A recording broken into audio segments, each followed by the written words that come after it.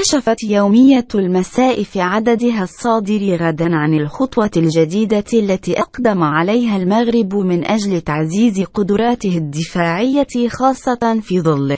سياسة التصلح التي ينهجها جيرانه وخاصة البوليزاريو. وحسب الجريدة دائما، فإن الولايات المتحدة عرضت على المغرب تعاونا تقنيا يحصل بموجبه على تقنية حربية جديدة تستخدم في المقاتلات الحربية لبناء غطاء جوي يمكن من مواجهة صواريخ سام 5 التي تكون عادة بحوزة الميليشيات المسلحة تتوفر عليها الجزائر، وزودت بها جبهة البوليزاريو. ووفق الصحيفة، فإن المغرب مرشح للاستفادة من هذه التقنية الجديدة لمواجهة صواريخ أرضية عبر استهداف منصاتها الأرضية